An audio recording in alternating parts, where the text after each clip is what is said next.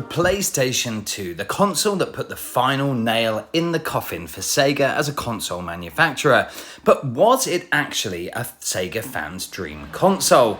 In part 1, we checked out the various Saturn games that were ported to PS2, and in part 2, we took a look at the Dreamcast games that were ported. But today, we're going to look at the PS2 games that never featured on Sega's proprietary hardware. I'm Will for the Game Lounge, and let's get started. Interestingly, one of the first new Sega-developed games was not actually published by Sega. Vampire Knight was a collaboration between Sega, developed by WoW Entertainment, and Namco. And when I heard about this, actually, I was incredibly excited. This is a light gun game, and a collaboration between probably the two most prominent players in the space at the time. What we actually got was a pretty good light gun game, akin more to House of the Dead 2, but certainly not reaching the highs of either Namco's Time Crisis or Sega's Virtua Cop or House of the Dead series. However, going back, this is still a great game, and actually, if you've played the classic series like House of the Dead to death and want to try something different, this is a lot of fun. Now, at the time, it was widely criticised because it's not particularly long. This is an arcade conversion, but actually now to pick this up, you can pick it up fairly cheaply, and it's a great fun game for an afternoon with a light gun. So, actually, highly recommend you check this one out. Virtua Fighter 4 is a game that needs absolutely no introduction. The game was originally made for the Naomi 2 arcade platform, and Sega AM2 decided to bring it to Sony's PlayStation console. And I have to admit, the conversion was extremely good. Considering the hardware differences, this is very, very faithful to the arcade original. Now, this took a big step forward. To me, this game was more of an evolution of Virtua Fighter 2, with more in-depth fighting modes, and it was one of those games that you could play if you were terrible at fighting games, or you could really get in depth with the game. And to me, it's still one of the greatest fighting games even today. The fact that they haven't made a sequel since Virtua Fighter 5, frankly, is bordering on a crime, and everybody should absolutely pick this one up. This is arguably the best Sega game on the PlayStation 2. Shinobi was a game that started development on the Sega Dreamcast, but with the console's demise, was moved to the PlayStation 2. Now, the game is actually a pretty successful conversion from the 2D classic to 3D. It's a really fun ninja game, and I thoroughly enjoyed it. It actually shipped and sold over 1 million copies. Although I guess it was slightly overshadowed by Devil May Cry on the PS2 and Ninja Gaiden on the Xbox, but overall this is a very, very good Shinobi game. The only slight drawback is just how difficult it becomes in the later levels, and although people have come to now appreciate that with games like Elden Ring, back then I think this put a lot of people off of this game. Still, if you haven't tried this game, if this one passed you by, it's definitely something that you should go back and take a look at because it's a thoroughly enjoyable experience. Sega Soccer Slam is one of those fantastic games that sadly very few people played, despite being multi-platform. I have to say overall it was developed by Black Box and published by Sega, but this game is on the ilk of FIFA Street back in the day, or of course the more famous Mario Strikers series, but I actually think this is a better game than both of those, and it can be picked up very, very cheaply. So this is definitely a game that if you own a 6th generation console and you're a Sega fan, you definitely need to take a look at, because even though not developed in-house, it epitomizes Sega and what they were doing at the time. Sega Bass Fishing Duel was the sequel to Sega Bass Fishing 2. Now, it might be slightly cheating including it on this list, because actually this simply took Sega Bass Fishing 2 and added a few more features, a few more courses, and critically added a multiplayer mode, but I think that there's enough here to warrant this as the third entry in the game. Now, it released on PS2 and Xbox, but sadly it was missing the critical thing for a fishing game, and that was the Sega fishing rod. And unfortunately, Really struggled to control this or find any enjoyment with this game using the controller. Now, it's not bad by any means, but I think if you want to play Sega Bass Fishing, you've got to stick with the Dreamcast games and the Sega Fishing Rod. 2003 came and Sega kicked it off with The King of Route 66, the sequel to the excellent 18-wheeler. This was another Naomi 2 conversion, and I have to say this was a great amount of fun, but I personally preferred the original 18-wheeler. And also, just a year later, following on from the excellent Shinobi, they released Nightshade. Now, this was a sequel of sorts to the game, but it didn't sell anything like the first. And I think it failed to it was more like an expansion than a full game. The game really didn't do that much new. For me, it's the stronger game though, and I prefer the visuals. I think they've just toned down that difficulty a bit, and I think it has a great style. To me though, one of the biggest errors they made here is not calling this Shinobi 2 Nightshade or Shinobi Nightshade. I didn't even realize this game was a Sega game or was part of the Shinobi universe until many, many years later when I picked this up. And I kind of think Sega wasn't really thinking about business decisions at this stage. We've talked a lot about how Sega as a company were always looking to push the technology and innovate, but sometimes they did let the business side evade them slightly.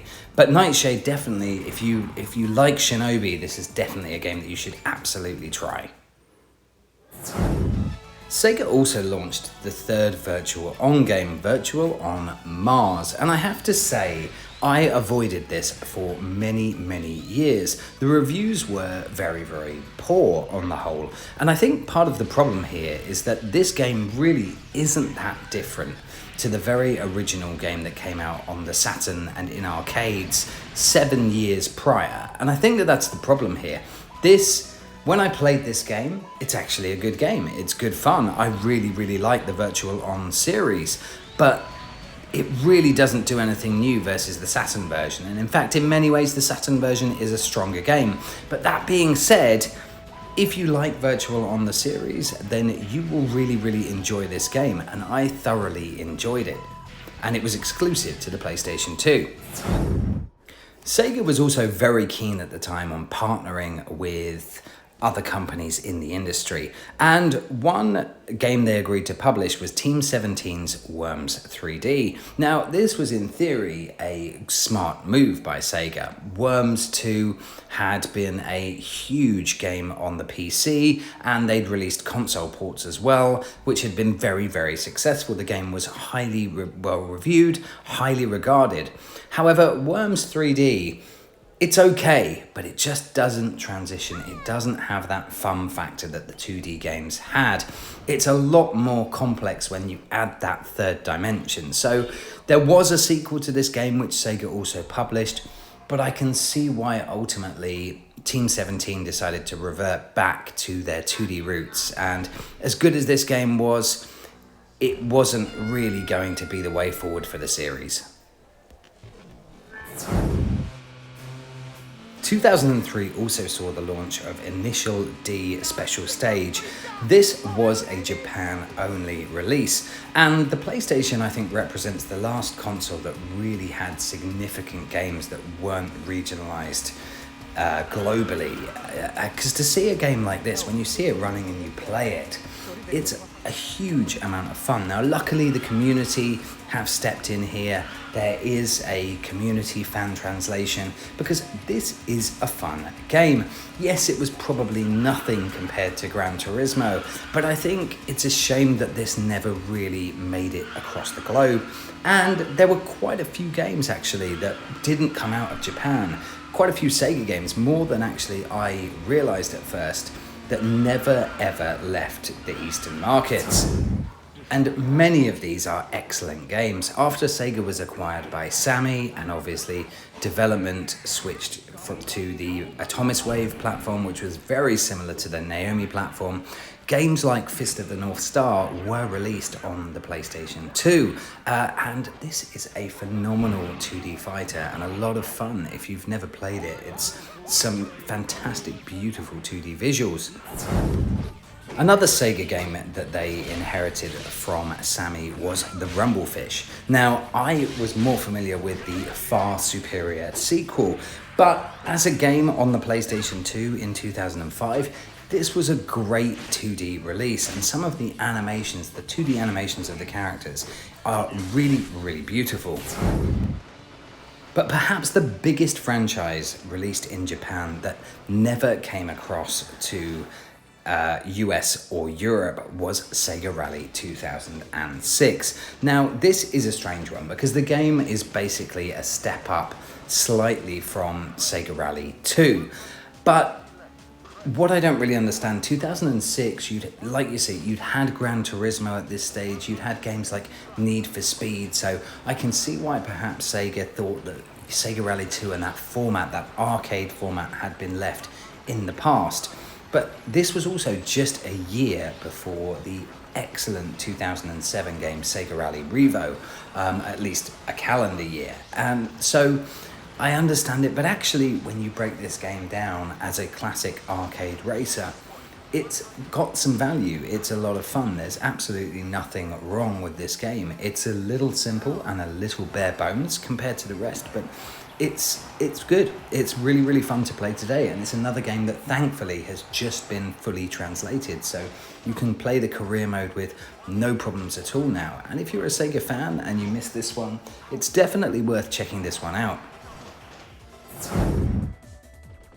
Another great PlayStation 2 game, which sadly never left Japan, was Thunder Force 6. And this is a really interesting one because this was actually originally in development for the Sega Dreamcast, but got stuck in development and publishing hell and never finally saw the light of day on the PlayStation 2 until 2008, well into the next generation.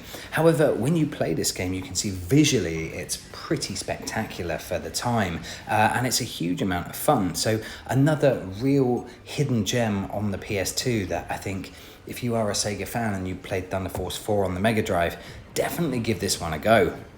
But after that little Japan-only segue, I think this is a good point actually to pause and think about what was going on here with Sega. See, when they went third party, they gave their individual teams, which was a hugely creative time, the ability to develop for whatever they wanted to. And Sega, being the pioneering company that they were, naturally went with the Xbox with more power, which meant that you saw games like Jet Set Radio, Panzer Dragoon, Gun Valkyrie, Sega GT 2002, House of the Dead 3. Even games like Spike Out came to Xbox.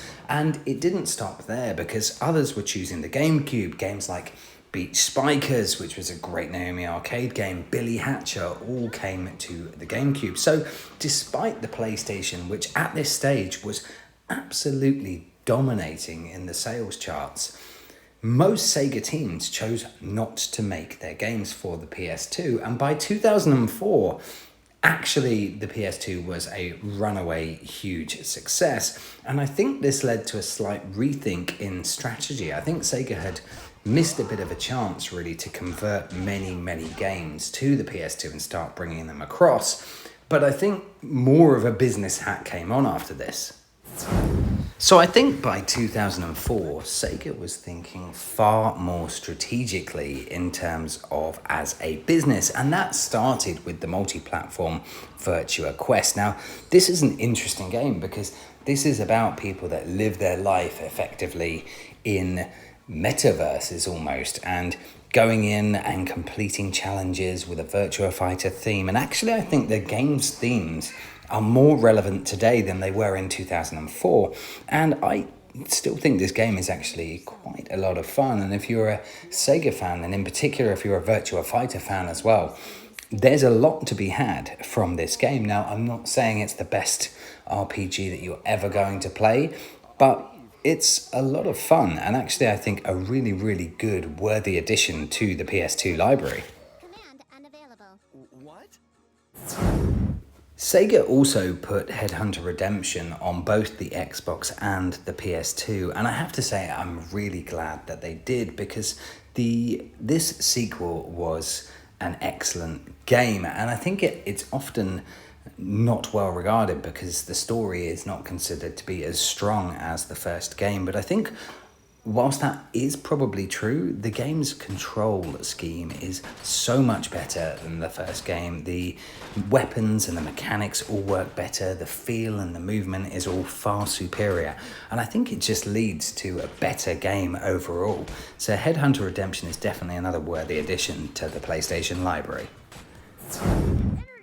Without question, the biggest Sega multi-platform release of 2004, though, was Sonic Heroes. Now, this was the first time a mainline Sonic game had featured on non-Sega hardware.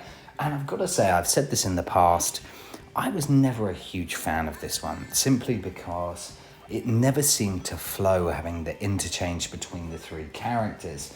I've tried to play it, I've never actually finished this game, but another huge problem with the PS2 version was it ran a lot worse than the Xbox and GameCube version.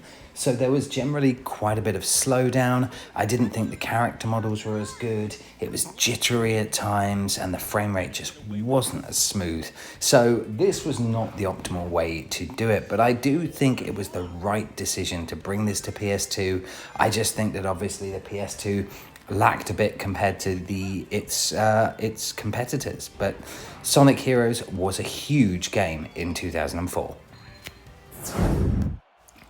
Now, at this point, some of you will have realised that I haven't mentioned any of the fantastic Sega Sports titles that came to the PS2 and Xbox, and that's because I wanted to cover them in this year, 2004, when the ESPN, NFL, NHL and NBA 2K5 games came out. And these were not only the pinnacle of the series and still hold up as sports games today, particularly NFL, but not only that, they were released because of everything going on with EA and licensing, etc. These were released as budget titles at the time. Quite simply, fantastic games, the pinnacle of these series that Sega produced for so long. But there was one more amazing sports game that came out, and that was World Series Baseball 2K3. Now, the series fell away a bit on the Dreamcast. 2K1 and 2K2 were pretty poor games, but 2K3 was an absolute return to form, and I actually don't think since then there's been a better baseball game. So if there was one thing for sure on the PS2, Sega absolutely had you covered for sports games. And it wasn't just the mainstream sports. Sega even had deals in place to publish games like World Championship Snooker, which they did until 2007. Now, Snooker may or may not be your game, but the fact is, this game was best in class, and still is, actually. You know, it's a fairly simple game visually, so this still is great to play even today. So World Championship Snooker was just another fantastic sports game from Sega at this stage, and how they lost to EA so comprehensively. I know licensing was everything, but it surprises me just how Sega gave up when the quality of what they were delivering during this period.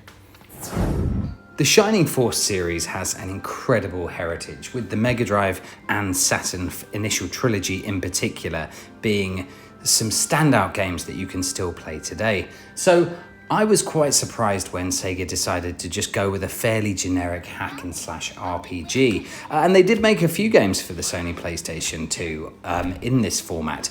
Perhaps the pick of them, though, was 2005 Shining Force Neo. And if you actually break this game down and don't have the disappointment of it not being a game in line with the Mega Drive and Saturn games, it's actually a pretty fun game. It looks pretty pleasant. It's not offensive. It's a lot of fun just to play, but like you say, it doesn't live up to the heritage of previous games, which I find a little strange, but certainly I had a lot of fun playing this today. So it's definitely inoffensive. The visual style, the sort of cel-shaded style, holds up incredibly well, and it's a pretty good addition to the Sega library. One series that also was revived in 2005 was Altered Beast. Now, this didn't actually make it to US shores, and when you play the game, I had this game, I was very excited about it.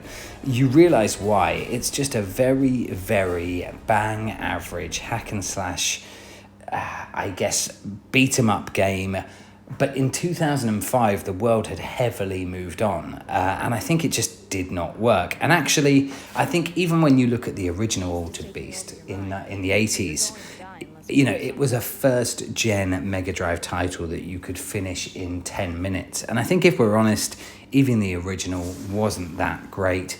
This was the final nail in the coffin for the series. It's an extremely generic game, and to be honest, one of the poorer games. If you can find this and pick it up cheaply, it's worth the look purely for the historical value, but really, this one you should avoid. 2005, though, it might not be sounding good so far, but it did launch the fantastic Yakuza series, which they decided to fully translate to English, and it's become obviously one of Sega's biggest series. Now, the game at the time, I think, was pretty good. It was an 8 out of 10. A lot of people saw it as the spiritual successor to Shenmue. Personally, I didn't see that. I think that these games were very, very different. But I think just given the Eastern character set and the open world aspects, but this, to me, Shenmue had a much more detailed world, but was a lot less action. Yakuza doesn't quite have the same levels of detail, but obviously it's a much more violent theme with the Yakuza gangs, etc. It's very, very gritty, and I think people enjoyed it an awful lot. And actually, recently replaying this, there is a remaster, which is probably the version, if you're looking to pick this up for the first time, you should play, but actually, this version still holds up very, very well, and the narrative, obviously, which is the big strong point of this, it's a great storyline. Highly recommend that, you know, even if you play the PS4 remake, highly recommend you go back and play these because they are fantastic games. 2005 also saw Super Monkey Ball debut on the PS2. Now, Super Monkey Ball Deluxe was basically the first and second games on the GameCube, a sort of best of compilation with everything thrown in, and it's fantastic. The one drawback for me is the fact that the game doesn't have the GameCube controller with its gated analog stick, which to me allowed for that precision on later stages. And when you play the PS2 version, you do realize that that precision is critical. I couldn't get anywhere near as far on the PS2 or the Xbox versions. I've played them all. I couldn't get anywhere near as far as on the GameCube original, which I could almost complete. But still, in terms of the actual visuals, the game, it all looks great. And to me, this was when Sega was starting to finally understand just how far ahead the PlayStation was in terms of sales. Therefore, we're starting to actually think, well, we need to throw these games out on the PlayStation. We need to actually make the PS2, at least for 6th generation games, the lead platform, which is what I think they started to do around this time.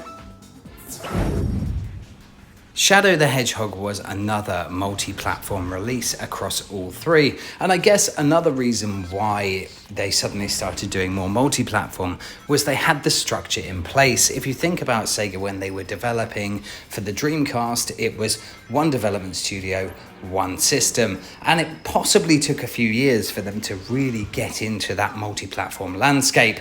Unfortunately, Shadow was a bit of a car crash, and it's a real shame because on the back of Sonic Adventure 2 and on the back of Sonic Heroes, his popularity was at an all-time high, and actually to star in his own game could have been glorious. Now, the one thing that was so heavily criticized with this one is that Shadow had a gun, and I've got to admit, it doesn't work for me either. And the gunplay is not even particularly good. If it was really additive, like, say, Mario games where you've used the Flood, for example, where it's really intrinsic, or Mario Odyssey where he has his cap. But no, guns were just thrown into this potentially to think it would make it look better for a younger audience. Who knows?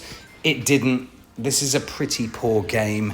The fan community have tried to do some things with it, and as with Sonic Heroes, Shadow on the PS2 had noticeable performance issues versus the rest, but it's here, it's okay. Check it out for comedy value, but to me, it's not a particularly good game. Another big focus for Sega around this time were studio acquisitions, and in particular they focused on many that had specialized in the PC market, and that's exactly what happened with Creative Assembly. But Sega took them and actually commissioned the fantastic Spartan Total Warrior. Now this basically looked at the Total War games and imagined it from the perspective of one of the foot soldiers within the game, and it works really well. If you think about it, this was many years before Rise came to the Xbox, and this is a really fun, well implemented, great looking game and thoroughly worth playing, and I'm really pleased that they commissioned this one. The only sad thing for me is that they didn't release a sequel, because I think that this definitely had legs as a series. Thankfully, the PC games, though, did carry on, but this game still holds up today. It's immensely fun. You can see from the depth and the amount of characters on screen, the engine is incredibly good on PS2, and you should definitely check this out. So, it took a few years, but Sega finally wised up and decided in 2006 to bring Outrun 2 to the PlayStation. And they didn't just bring Outrun 2, they bought the brand new coast-to-coast version with all new modes, all new stages. The whole thing was brilliant. But not only that, you have to remember this game was originally developed for the Chihoro arcade platform, which is very similar to the Xbox. And the fact that they managed to do such a good conversion to the PS2 is incredible. This game is brilliant. It's still beautiful to play today. It is, for me, up there with Virtua Fighter 4 as the best Sega game on the PlayStation, and arguably one of the best games of that generation, full stop. It still holds up. I still see Outrun in arcades today. If you haven't played this for some reason, definitely pick it up, because it's still an absolute blast and is one of the best. So, Super Monkey Ball Adventure was a game that got appalling reviews, and I avoided this game and actually didn't pick it up until I was making this video, because I wanted to finally check it out. And in my head, I was always thinking, look, how can they get this wrong? The mechanics are there from Super Monkey Ball Deluxe, which had been ported to the PS2. If this is just a platform game where you just roll around worlds, then how can this possibly be bad? And I thought about it many times picking it up, and didn't play it until quite literally a few weeks ago, when I decided to pop down to my CEX and find a copy of this for about £2.50. And guess what? It was terrible. The reason being is that it doesn't use the monkey ball mechanics. It uses, basically it's like playing a platformer. You're basically running around like you're running around in Banjo-Kazooie or Mario. The problem being that doesn't work when it's really floaty controls in a ball. So it ends up being a well below average, pretty dull platformer. I guess pretend that this one doesn't exist. I don't think there's a lot of value given all of the Monkey Ball games out there, and the fact that you can play Monkey Ball Deluxe on the system, but it's another game that they decided to bring. I don't think it worked. I think it could have worked, and that's a real shame. 2006 was an interesting year because the next generation had launched. The Xbox 360 was in the market, and everybody was gearing up and starting to shift focus to the PS3. But Sega was developing the next Phantasy Star Universe, which originally started, the main development platform was the PS2, and they decided to make it for the 360 as well. And they went on a slightly different trajectory with this one, in that they built a fairly lengthy single player mode, which was okay. It definitely doesn't have the same charm as Phantasy Star Online. Obviously, coming out 6 years later, the world had moved on in terms of online RPGs. If you could get this online, it was great. But the reality was, and is now, if you want to check this out, it's okay for nostalgia. Obviously, you can't get on the servers, but you can still play the single player game. And it's pretty good. It's a good game to play. However, we'll talk a little bit later, there is a better version of this game that came out later. But Phantasy Star Universe was the next iteration. I'm glad it exists, but it certainly didn't have the same charm as the Dreamcast game. So prior to the 7th generation and the excellent Sonic and Sega All-Stars racing series, Sonic had a rather checkered past with racing games, with whether it be the terrible ones on the GameCube or Sonic R, which was incredibly polarizing. And Sonic Riders, I think, continued that checkered history because it didn't really know what it wanted to be. Did it want to be a racing game? Did it want to be a skateboarding game? And for me, it looked great. It's a decent, fun game, but it's not up there with the Mario Kart or anything like that. A lot of people love this game. I think there is more depth to it than I've ever given it credit for because it's got a great reputation. And I think you need to spend some time with this. And I think that's almost where it falls down. When you talk about Sonic racing games, you think about Crash and Mario and that ability just to pick up and play. This is not that. This will take you some time to get into it. But it can be quite rewarding. And replaying it now, you can see that if you're willing to put the time in, it's potentially a very fun game. 2006 also saw the release of the sequel to Yakuza, Yakuza II. And to be honest, the sequel was just better in every single way. Better visuals, better combat, in my opinion, a far better story. And even more mini-games. It really upped the ante in every single way. Now, the English version of this was not translated, but to be honest, that wasn't a huge problem because I think the voice acting in the original Yakuza wasn't that great. So to have the original dub with just subtitles, it didn't really affect me. I still thought that this was an excellent game. Now, as with the first game, I think that there is no real reason to play this over the remake that came out on the PS4, which obviously updates things to be a far more modern look. But you can see the visuals here. It still looks good. It was a really excellent game.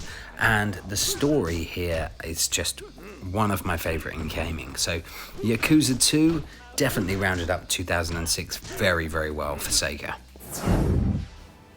So just 12 months after Phantasy Star Universe launched, the expansion Phantasy Star Ambition of the Illuminati came out and was, to me, just improved on the original in every single way. The single player campaign, you could now customize your character and have it however you wanted. You could also play the online component offline, just like you could in Phantasy Star Online in the Dreamcast. So years after the servers have closed, if you're looking to play this game, this is still a great game to pick up and a great addition to the PS2 library. So this is much harder to find. It took me a long time to find this game, but if you can pick this up, if you're a fan of the Phantasy Star series, I definitely think this one's worth revisiting today because it's a lot of fun and does expand on the Phantasy Star universe theme quite heavily. During the 6th generation, Sega signed many movie license deals, and the first game to actually be released was Golden Compass. And to be honest, I think most people would just rather forget that this one existed. It certainly was not a good game. The other thing that was happening at this phase was really interesting because Sega was effectively now very much into Gen 7. But the PlayStation 2 at this stage couldn't be ignored. It had an absolutely huge user base of well over 150 million. So at this stage, Sega was effectively backporting many of their games, which is the right decision financially. Perhaps the biggest movie tie-in was the acquisition of the Marvel licenses, and that was extremely interesting because they also purchased Secret Level. They'd seen their graphics technology, and these games, both Iron Man and The Incredible Hulk, were basically developed for next generation.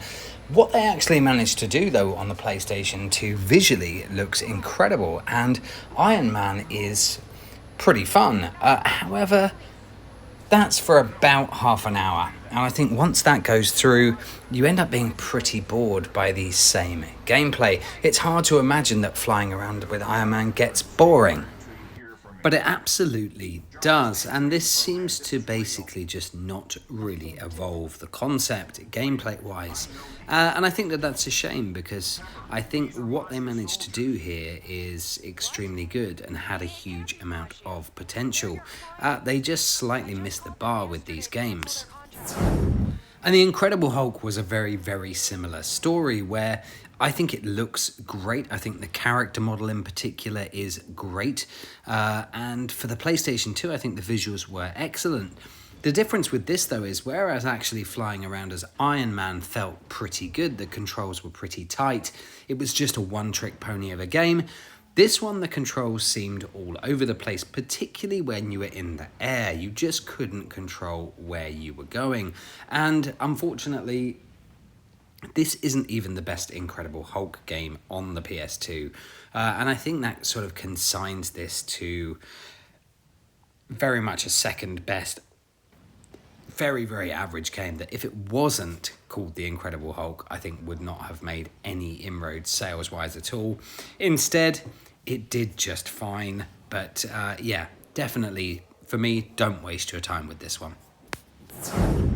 One of the very cool things for me about the PS2 is just how many generations it actually spanned. So you would obviously have upscaled PS1 games in the early days, you had Dreamcast conversions, then obviously you had the primary main Gen 6 PS2 games, but because the console was so dominant sales-wise, no one really gave up. You know, Sony continued to support this well into the Gen 7 life. So there were often games that were backported, and Sonic Superstar Tennis, or Sega Superstar Tennis, was one of those games that was backported. And to be honest, the tennis games are fairly simplistic looks-wise. This one looks great. It's really, really excellent. Now, it doesn't quite hit the highs as a tennis game as Virtua Tennis, but actually as a Sonic sports game, I'm really sad they never made a sequel to this. And if you have a PS2, you can pick this one up really, really cheaply, and it's a great, fun game. And actually, one thing that did surprise me was Sega obviously has always been a firm that very much likes the latest, greatest technology. So by this stage, when Sega Superstar Tennis released, you know, they were making games for the 360 and PS3. And I'm surprised, given that they were backporting many of these like Sega Rally Revo and Virtua Tennis 3 and, say, Afterburner to the PSP. I'm surprised more of these games didn't come out on the PS2. It just seems like a logical moneymaker. But that being said, this is a great game, even now. It's a shame there haven't been more Sonic Tennis games. Another game that was backported with less success was Sonic Unleashed for the PS2. Now, Sonic Unleashed used the brand new Hedgehog engine on the 360 and PS3, and it was beautiful. It ran at an incredible speed, and the Sonic stages remain some of the best Sonic 3D stages. Now, the Wii and PS2 versions that were created were, shall we say, they were definitely toned down versions of this game, and there really is no need to look at this apart from curiosity perspective. And even then, it's not that enjoyable. It doesn't control as well as the 360 game. So really, if you can pick up the 360 game or the PS3 version, then that's the version that you should be playing of this game, because it is excellent. The PS2 version, probably one to leave out, to be honest, but it's great that it's here, and I actually think the game is average, but it's just so inferior to the next gen versions. And given that the PS2 and the Wii had more in common in terms of power of those consoles, Sonic Riders Zero Gravity, the sequel to Sonic Riders, which was made for the Wii and also the PlayStation 2, for me is a far better game. The focus is a lot more on the racing portion here, and it's a lot more enjoyable. I think the game feels a lot more streamlined, and I think they did a much better job. And the PS2 version actually for me holds up really nicely. I think it's got some beautiful visuals and is just a far better game. So if you are new to the Sonic Riders franchise, personally I would check out the sequel. So there you have it. That concludes my 3-part series on the PlayStation 2. And I've had a great amount of fun with this. And after 3 videos, I guess the question is the PlayStation 2 the ultimate Sega console? And I have to say, to be honest, it depends. Sega made more games for the PlayStation 2 than any console in history, and there's a huge breadth from the Saturn games to the Dreamcast conversions, and finally the new games. However, I'd have to say that if you just own a single console and you're a Sega fan, you can't go wrong with the PS2. But really, for the best of what Sega was putting out at that time, you needed a Dreamcast and probably an Xbox/GameCube. And to be honest, a PS2 as well. I think most Sega fans just pick them all up. So PlayStation 2, the ultimate Sega console, maybe. Who knows? Guys, I've had a blast. Obviously, like and subscribe. Let me know what other series you'd love to see, and I'll see you soon.